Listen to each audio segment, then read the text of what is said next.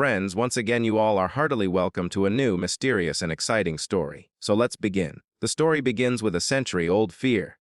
Exactly 100 years ago, when the world was still intoxicated with science and civilization, suddenly something happened that no one could have imagined. The earth burst, and monsters came out from within it. These monsters were not ordinary. Suddenly, a thunderous voice filled the air. It spread throughout the area. All surviving citizens, please immediately enter the safe fortress. This is block number 54. Attention, no citizen should go anywhere except alone.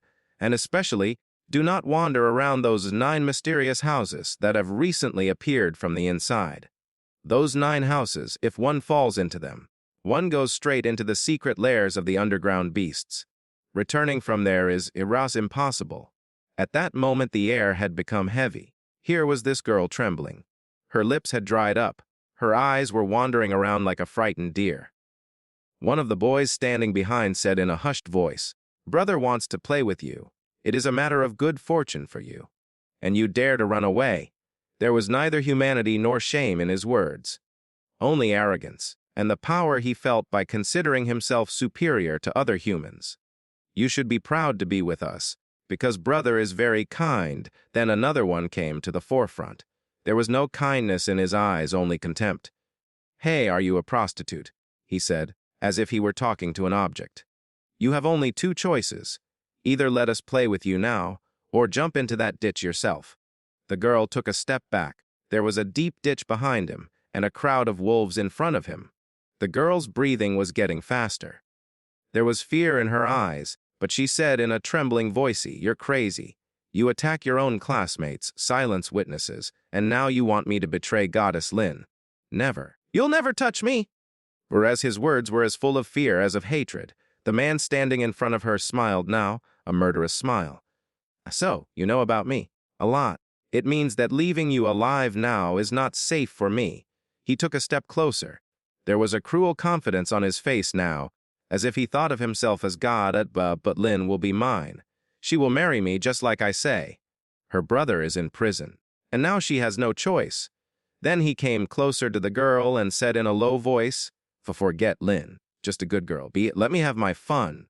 Maybe I can save you from falling into this abyss." Now the girl had reached the edge of the ditch.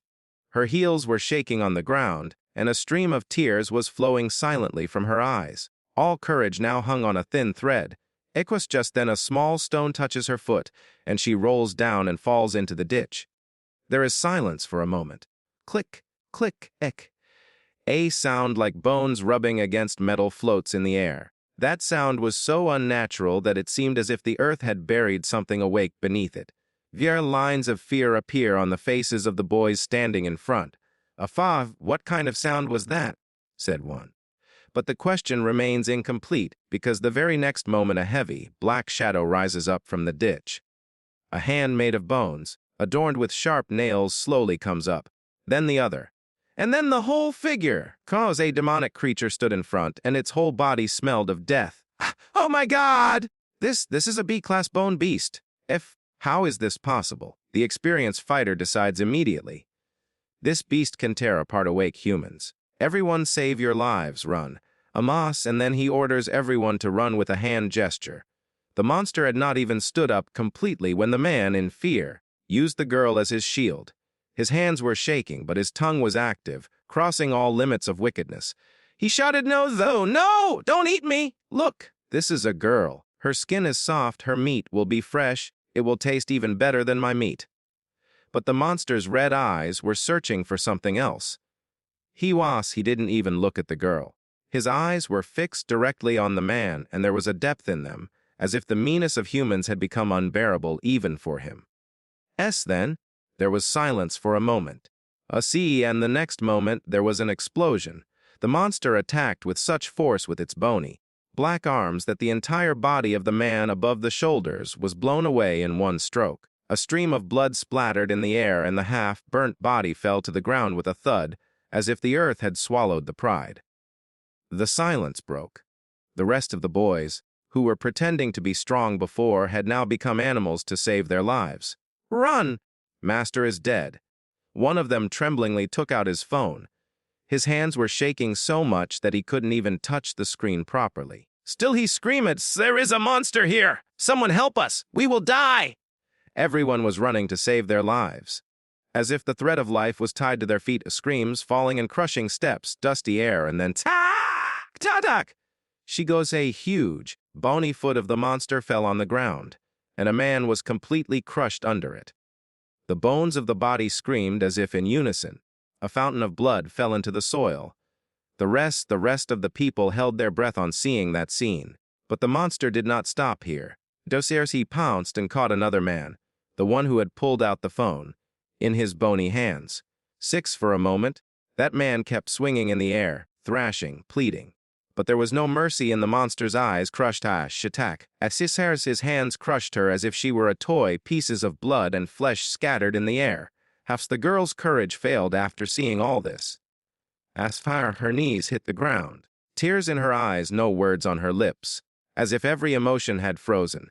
She sat there like a statue of fear and shock. She knew this was no ordinary creature. Now it was her turn. The monster headed straight for her, blood still dripping from its long, spiny claws. Its red eyes stared into the girl's eyes, and its tongue hung out like a dead animal's. The girl trembled. No words came out of her lips, but tears flowed from her eyes. For a moment, she surrendered herself, as if there was no fight left. "If I must die, at least I will die with my honor," she mumbled. Better to die at the hands of a monster than at the hands of those beasts called humans. But then something strange happened. The monster stood still for a moment. It looked at the girl from head to toe. And then, it turned around. The monster took a great leap and disappeared in the blink of an eye, as if carried away by some inner command or emotion. Lusha, the girl, sat on the ground, breathless. Mind numbed Aksha, she looked around her. Corpses, blood, silence. And she was the only one left alive. A broken sound escaped her lips. Why didn't he kill me? As the monster took a long leap and crossed the building, jumping over it. As after he left, the atmosphere of the school suddenly changed. Inside, an enraged principal slammed his hand on the table and shouted, "Bastard! How did my son die in school? How is that possible?" His voice was full of anger and his face showed helplessness. "How did you maintain the security of the school? How weak was the security at the place where my son was killed?" As the principal's questions silenced the entire room. As then, the two security officers who stood in front of him began to answer in a mixture of fear and helplessness. "Principal, our underground monitors did not detect any monsters climbing into the abyss," one officer said without pausing. His voice was an attempt to give a concrete answer, but his eyes clearly said that he himself was surprised by the incident. "The scholar, the bone-faced beast, must have entered from outside," he said, but there was no conviction in his words either. The principal turned back and stared at the officers and said, "So you are saying that the monster was hiding in the walls of the trench and came out from there and killed my son?" I see his voice was calm now, but the volcano hidden in it could explode any moment. What nonsense is this? He took a step forward. His eyes were as angry as burnt ashes. Bone-faced animals are even less intelligent than birds. They can't even climb a wall, and you are saying that he hid. He took a deep breath, then swung his hand forcefully in the air, as if he was killing and throwing his anger into the air. "Oxef, I don't care whether it is a human or a monster. Whoever is guilty, he will have to pay the price for it." He stopped and his eyes had turned red. On this peak, standing alone, was Lin Yuan, the hero of our story, his face cold, but his eyes looked more dangerous than a storm. Just then, there was a tremor in the air, and a huge demon leapt out and landed beside him. Its breathing was heavy, its body covered in blood, but as it bowed in front of Yuan, its voice was reverent and relaxed. "Ex-master, I'm back." Another demon came from behind and stood with his head bowed. Yuan said in a calm voice, "Number one, you still smell blood. It might make us pay more attention than necessary." He paused, then took a deep breath and said, "You two go back to beast space now." He took out a glowing card from inside his coat. As soon as he opened it, both demons vanished into it like smoke. He stared at the card in silence for a few moments, then a faint smile appeared on his lips. A cold, extremely dangerous smile. Wong Kai, he muttered to himself, "You put me in prison, took away my world. Now I will kick you out of that world. Forever.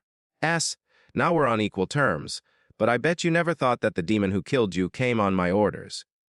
In a desolate world filled with demons, where every day is a new battle to survive, Lin Yuan emerges as a unique hero. Where others flee from demons, Lin Yuan catches them. He doesn't defeat them, he tames them. His trump card is the Just Demon Capture System, a mysterious and powerful technique that only he possesses. The demons in his cards obey him, protect him, and, when necessary, destroy their enemies. Then our hero, Lin Yuan, coldly commands his number 3 demon take him back to prison. The demon steps forward without question and lifts Lin Yuan onto his huge, strong shoulders. The next moment he takes a giant leap, carrying him back to prison. A B-class bone-faced beast, the most dangerous demon I've ever tamed, he thinks. Now I have 3 demons that can wipe out any ability user, even the first awakened ones. As they enter the prison boundaries, the giant slowly bends down and takes Lin Yuan off his shoulder. Silence falls all around. Lin Yuan takes a few steps forward, then stops and takes out a special card from his pocket, his trump card. "Come back," he says calmly. And in no time, the giant is engulfed in a glowing light and trapped in the card. Lin Yuan stands there silently for a while. His eyes look at the high walls of the prison. My biggest priority now is this, he thinks to himself, faster that I can get out of this prison legally, without any suspicion, without any stain. Saying this, he slowly starts walking towards the prison. Turning around, he tosses the trump card in his hand into the air and says, "Thanks, I leave the rest to you." The card spins through the air, and as it falls to the ground, a heavy vibration is felt. And then, a horrifying groan resounds. A shadow slides down the dark corridor of the prison. A giant, black fungus-covered female monster. Her 6 eyes are red, and her breath is as hot as burning coals. A paved path near an old royal mansion. The sky is overcast with clouds, and there's a light breeze. 2 girls, one purple-haired and one red-haired, are walking slowly toward the mansion. Their faces show worry and tension. Lin, purple-haired girl, slowly. "I knocked on every door, but I didn't get any help. No one has ever escaped from Blackwater Prison, and Wong knows that. He's taking advantage of that." She stops walking. Eyes cast down, lips pursed, the wind blows her hair into her face. Renyu, the red-haired girl, in a low and firm voice. "Lin, wait. Is this really the only way?" She turns to him, her eyes filled with concern and determination. "What Wang is asking for is to take advantage of your fear and helplessness. Do you want someone else to make the biggest decision of your life for you?" Lin, in a trembling voice. "I have nothing else left. He's my brother Ren. If I can't do anything, Renyu, slowly, will find another way, but this engagement, it can't be your option." But then, a mysterious voice distracted her. She suddenly froze and turned to look. This crowd, what's going on here? Why are so many people gathered? Across the crowd, people stood silent, their faces contorted in grief and sorrow. The smell of burning incense and the faint sound of muttered chants filled the air. "Wong." Someone called his name from within. An old priest stood beside a portrait in front of them. "He's dead." The 2 girls were stunned when they heard this. "How is that possible?" one asked in a trembling voice. The weight of the words weighed heavy on their breath. The demonic bonds they feared. The man was no longer there. There was silence for a moment. Then another feeling took over, liberation. "Now we don't have to marry him," the older girl said softly, as if she couldn't believe it. While uncertainty shook their souls on the one hand, there was a faint ray of hope on the other. She wiped her tears, but this time they were not tears of sorrow, but of relief. "He got his punishment for his evil deeds," she said softly, as if convincing herself. "I am indeed very lucky to have escaped his clutches." Her eyes no longer held fear, but the sparkle of a new beginning. "I can't wait any longer," she muttered. "I must convey this news to my brother." She was about to turn away when she saw the school principal, who was standing a short distance away. There were tears in his eyes, but they meant something else. He was happy to see the girls crying. The poor girls, he thought to himself, they are so devastated by Wong's death. He did not know that the tears he thought were of grief were actually sighs of relief. He was happy to see those 2 girls. He thought to himself, my son has chosen the right partner. But now that he was dead, he appeared before the girls once again. There was a strange gleam in his eyes. He said in a cold voice, although my son is dead. But your promise will still stand. Lin did not understand anything. Will you release my brother now? She asked hopefully. The principal replied in a serious tone. Yes, of course, one word from me will forgive your crime. But you have to fulfill your promise and marry my son. Yu was shocked to hear this. But your son is dead, how can the marriage happen now? The principal's smile deepened. Death is not always the end. His body has died, but his spirit still exists in this castle. What do you mean? Lin asked in a trembling voice. The marriage ritual is ancient, a bond of soul to soul, and then your brother will be released. Yu stepped forward and held Lin's hand. This is not a deal. This is a curse. This thing was disturbing her inside. How can living people marry the dead? Is this a custom? Or the name of some madness? Then the principal said in a harsh voice, You must follow the order. Get buried in a ghost marriage with my son. This will give him salvation. He paused for a moment, and then said with cruelty in his eyes, And I will free your brother. But his voice had become even heavier now. And if you refuse, it will not be good for you. I will also bury your father and your brother alive with my son. Now it is up to you to decide. Lin's face turned completely white upon hearing the principal's words. Her lips were trembling. Her heart was beating fast. She was scared. There were only two choices before her. Either lose her brother forever, or marry a dead demon and bury herself. Just then, Yu held her trembling shoulder. His eyes were angry and his voice was stern. I may be crazy, but you are not, Lin. This is wrong. You cannot be forced into this. But tears started to flow from Lin's eyes. She looked at Yu and said softly, I have to save my brother's life. I can do anything for him. She turned to the principal and said with trembling lips, Principal, sir, I am ready. I agree to have a ghost marriage with your son. A strange silence spread. There was a satisfied smile on the principal's face. A scene changes, a dark, stone-lined room. This is the Wong clan's secret room. In the middle of the room sits a man on a large carved chair. Principal Wang, as standing in front of him, is his eldest son. Wang Yan, his eyes burning with fire. Wang Yan angrily, Dad, why did you let her go? You forgave the person who hurt my younger brother. Should everything just be forgotten? Principal, serious. You don't understand. This ghost marriage isn't just revenge. It's about me ruining her life. Wang Yan clenching fists. But I don't believe that. Lin has accepted the marriage. That's true. But I won't let her go that easily. The Lin family will have to pay the price for that. The room is silent. Principal Wang slowly gets up from his chair and slowly walks around the room. Principal Wang, slow and cold. I told that girl that I would spare her father and brother.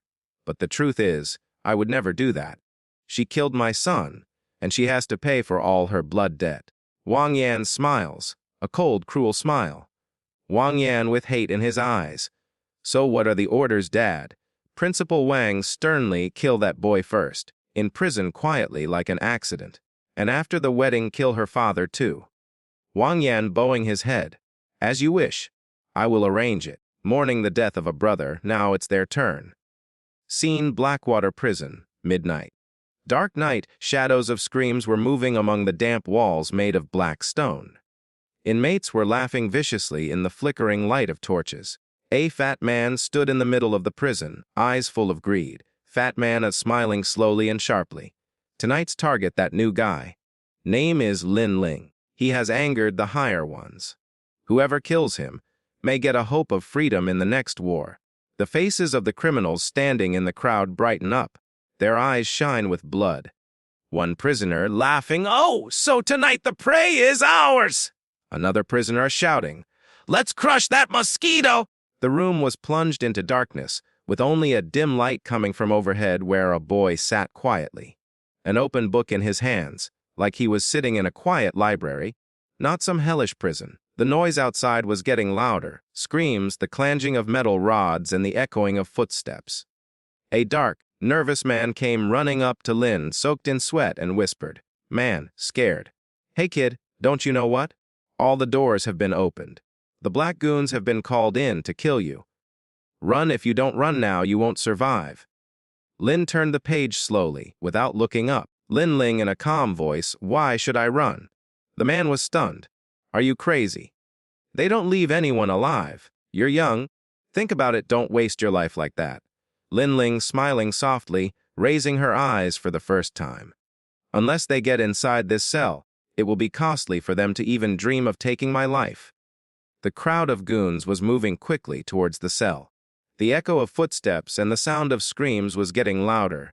Then, suddenly, a scary, choked scream, and everything stopped dead. The storm that was there a moment ago turned into silence in a moment. Lin Lin got up quietly, slowly closed the book, and went near the bars of that cell. The man standing with him was also stunned, seeing the scene outside. The crowd of goons had stopped at one place. No one was moving, as if time had stopped. Some corpses were lying on the ground, eyes open. The same last expression on the faces of fear. Just then, there was a rust in the air. A strange shadow, which had 6 eyes. It had blade, like sharp claws in its hands, and its steps were soundless. The monster came, and as if dancing to some invisible music, started tearing the goons one by one. Cut, cut, cut. A stream of blood started flowing on the walls. The man standing with the hero stepped back in fear. Man trembling, "Who is this, brother? Is this a monster? All this is happening because of you." He understood this is not an ordinary boy. All the bodies are lying on the ground. Drops of fresh blood on the walls, the smell of gunpowder and death in the air. Lin Ling now stands alone, and an orange light flashes in his eyes. As if warning of a demon lurking within, his face is calm, but there is a cold resentment in his voice. Lin Ling, in a serious tone, "In this world of destruction, if someone respects me, I will bow my head and respect him. But if someone dares to insult me, I will erode his entire existence." The warden's office was lit with a dim yellow light. Across from the old wooden desk was the Wong clan man. His eyes were now filled with discontent instead of suspicion. "Has Lin Yuan been killed yet?" he asked directly. The warden smiled. His smile had a cruelty to it that told the story of years of prison rule. "He is weak, helpless. You don't need a prison officer to kill him. The rules are different here. The crowd decides." The Wong clan man now breathed a sigh of relief. He will be killed soon. Hearing warden, the person from Wong clan smiled deeply. He rested both his palms on each other and said slowly, "It's very good." His voice was not only confident, but also a terrible intent. "As soon as this anarchy will end, I will come for Wang's ghost marriage. In gift for that girl, I will take her brother's head." At that moment, a woman hurries in. But before she can say anything, a loud noise resounds from outside, like iron doors breaking, like hundreds of footsteps hitting the ground at once. The man from the Wong family immediately turns back and looks at the window, his eyes narrowed with suspicion and worry. "Hey," he says in a low voice, "the noise, are all the prisoners coming to attack us?" But the warden sat comfortably in his heavy leather chair, his eyes half shut, as if he was far removed from the chaos outside. He took a puff of his cigarette very delicately, a thin trail of smoke floating in the air before his eyes. "There's no need to be afraid," he said very calmly, as if all this was just a minor disturbance. "This door can't be broken even by a tank." There was no arrogance in his words, but an old, hardened experience, as if he had seen rebellions before and had won every time. But at that very moment, a resounding thud, and then, thud, a terrible fist fell in the middle of the door, a blow that shook not just the iron but the very soul of the entire room. For a moment everything stopped, air, sound, breath, and then the door split in two with a bang, as if some demon was tearing it apart with his nails. A part of the wall collapsed. A cloud of dust spread across the room. As the door shattered, 2 figures emerged from the smoke. Our hero, and behind him stood a giant, skeleton-like monster. His hollow eyes burned with blue fire, and the black smoke rising from his body made it seem like death itself was following him. The Wong clan man stepped back for a moment, then screamed in anger. "Oh, this is a beast of bones, and you're controlling it." His eyes widened as if he'd seen something unholy. "I'll report this." But he couldn't even finish his words. Dang! With a deafening noise, the monster's giant arm swung through the air and slammed the man into the wall with a single punch. The wall shattered, rocks flew, and red spots scattered all around. There was no trace of his body, only a blurred map of flesh and bones clinging to it. Silence fell over the room. The woman, who had been standing calm until now, was shaken from within. Her breathing slowed. She saw the monster was standing under the command of a human, without chains, without any magic line. How is that possible, she thought. A first-class bone creature and a human's subordinate. There is no mention of such a thing in any document. Now the warden's face had turned pale. His lips began to tremble, but he still mustered up the courage to say, This is Blackwater Prison. His voice was shaky. If you kill me, you won't be able to escape either. We have the strongest guard corps, you alone, will eventually be torn to pieces by them. Our hero fell silent for a moment. Then he raised the corners of his lips slightly and said softly, So you mean these people? The doors open. The sound of heavy boots, the echo of footsteps, the whole squad of soldiers enters the room. Guns are shining in everyone's hands, faces are grim. But the scene was different. They all turn at once. They point their guns at the warden. For a moment the warden doesn't even move. His pupils dilate. It's as if he can't believe that his own men are now aiming at him. What is this? What is this joke? His voice breaks. Why are you all looking at me? He takes a step back, but the wall was now behind him. His back hits the wall. Now he was completely helpless. He said in trembling words, You all. What are you doing?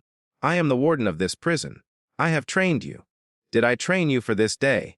That you will point your guns at me? Just then, a strange shadow starts hovering near the ceiling. The warden and the soldiers look up. There it was, the six-eyed monster. Waves of energy were emanating from its wing like legs like a spider. It slowly came to a halt above the heads of those soldiers. Our hero says in a calm voice, If these soldiers were under your control till now, but now they are my spider puppets. Now they will obey me. The warden was stunned. He understood. He has neither strength nor support left. He falls on his knees trembling.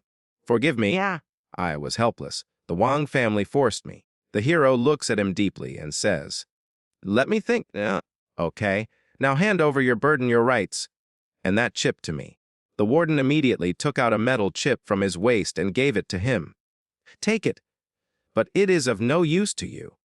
As soon as the hero finished his sentence, the room fell silent for a moment. The warden looked around pleadingly, perhaps hoping for some compassion. But at that very moment, click, all the soldiers pulled their triggers. The loud sound of guns echoed throughout the room. The warden's body convulsed in a flash.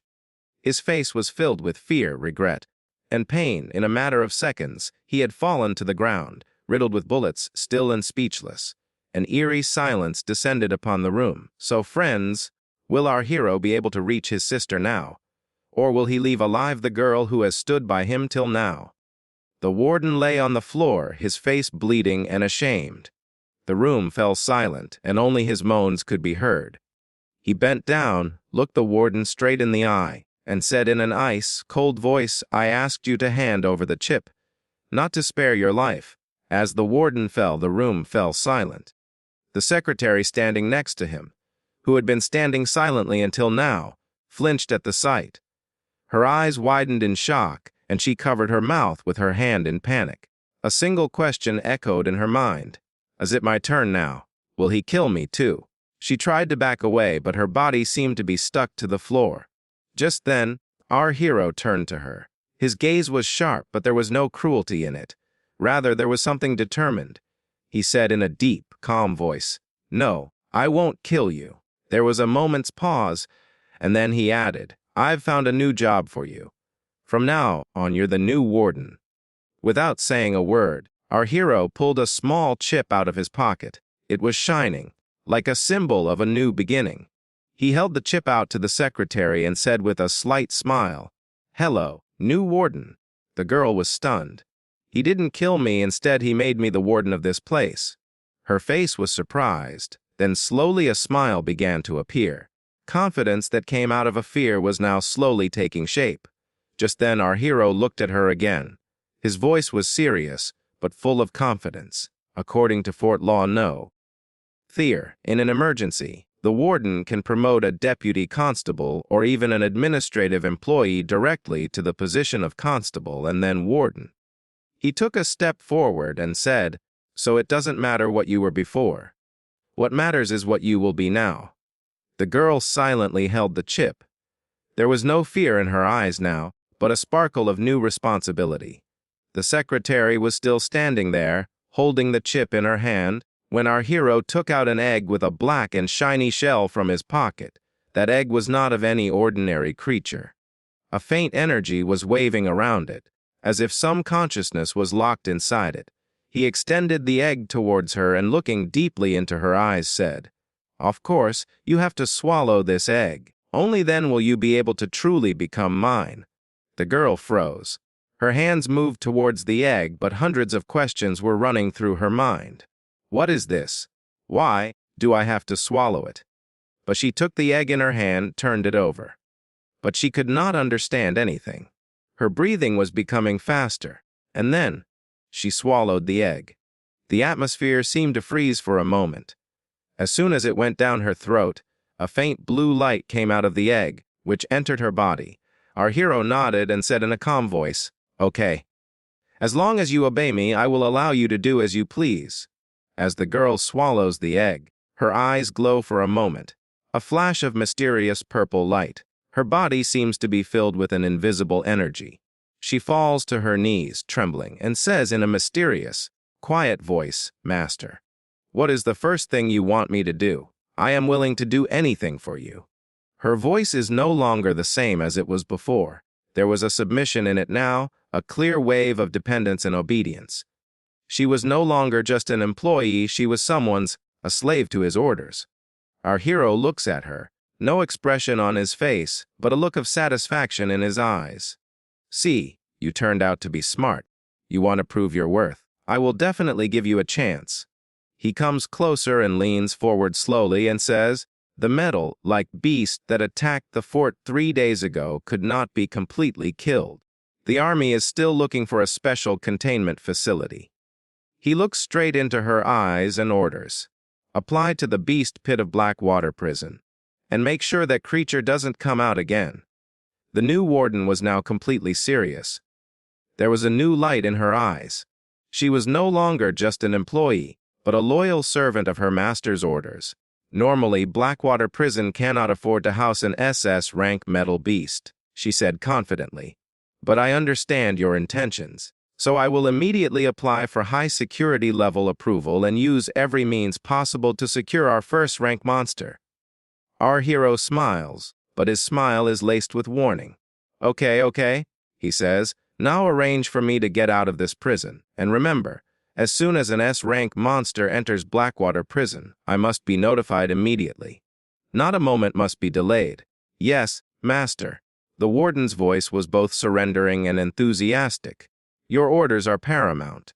The new warden's face hardened for a moment. Her gaze remained fixed on the hero's face, and the worry in her voice was clear.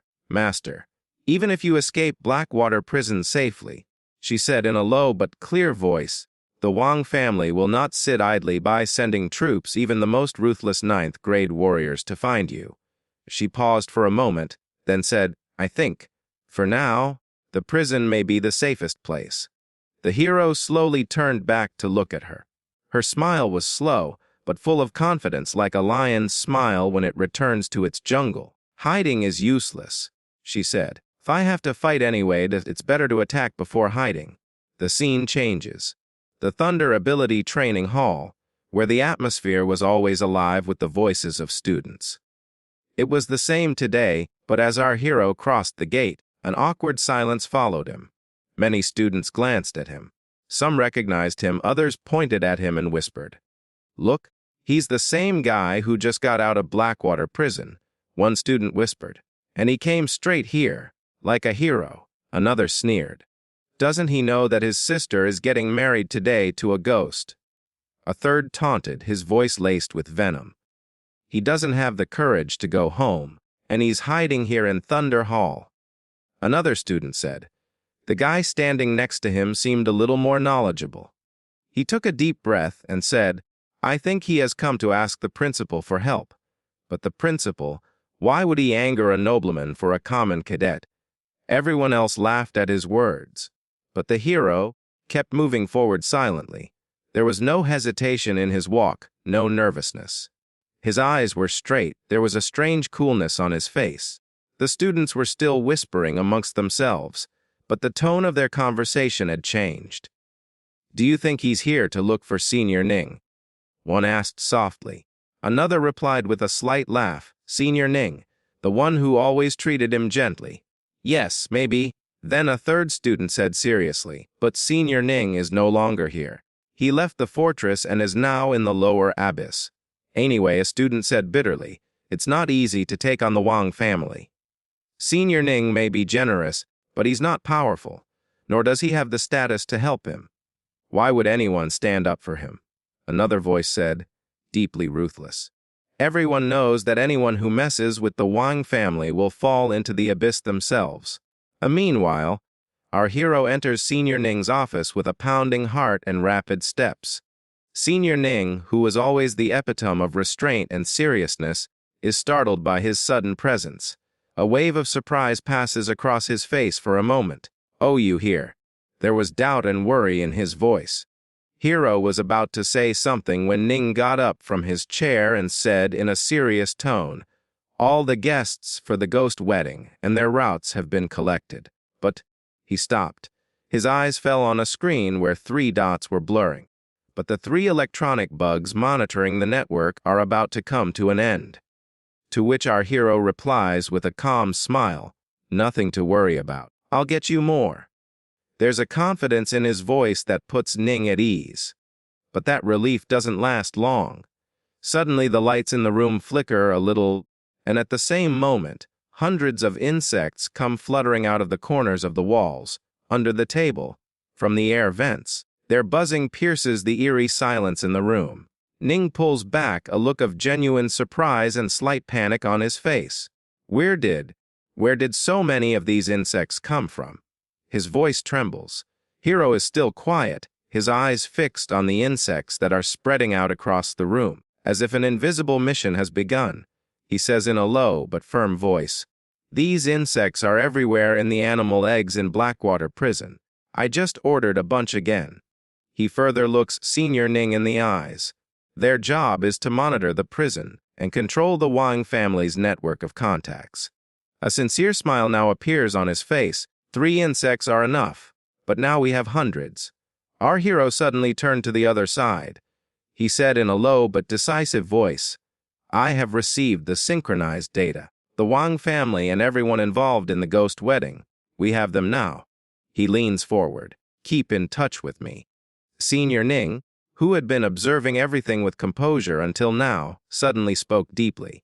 "Big brother, take care of yourself. Those people may be dangerous." Senior Ning pointed to the screen and said softly, "Wang Jian, the eldest son of the Wang family. He has 4 loyal companions. They are already there to welcome the ghosts."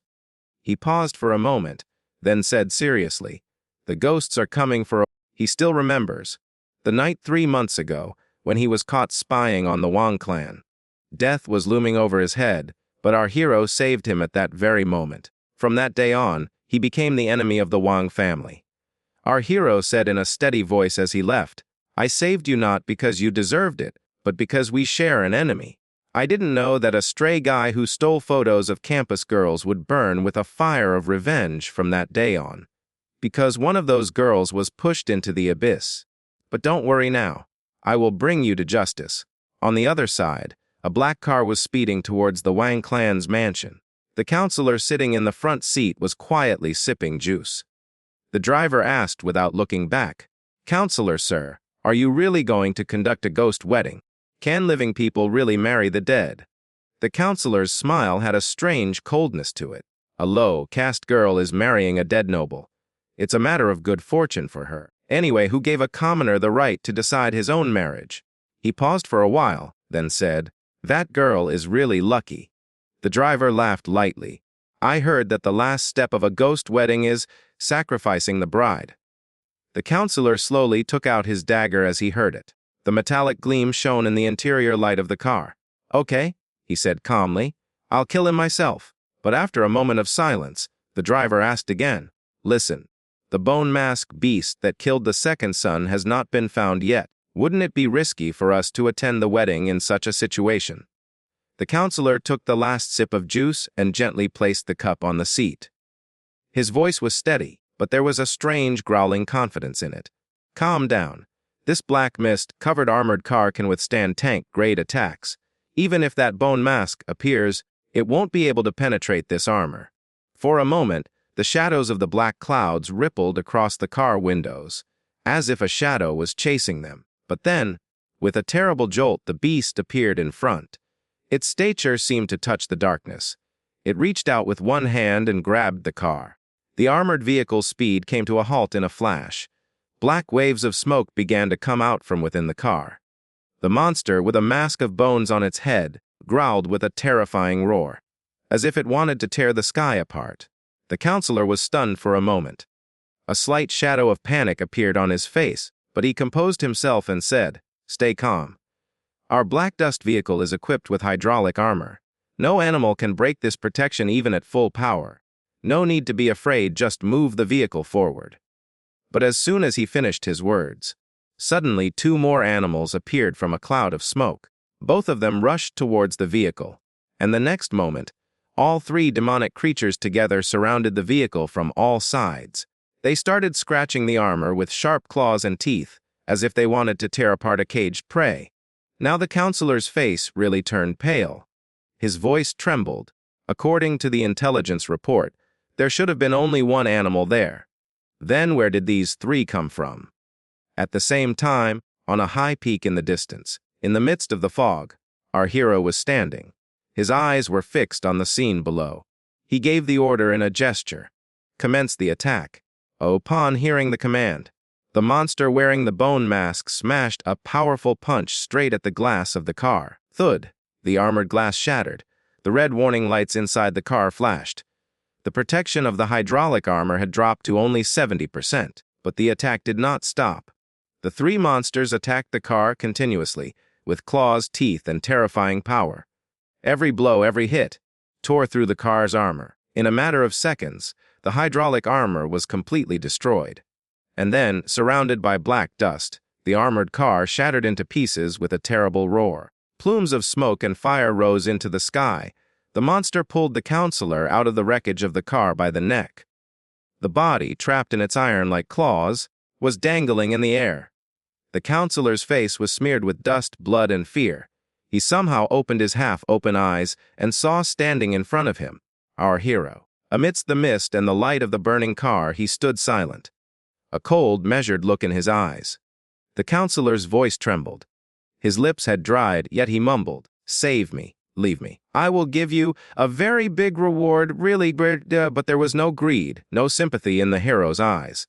Just a silent decision, which had already been taken.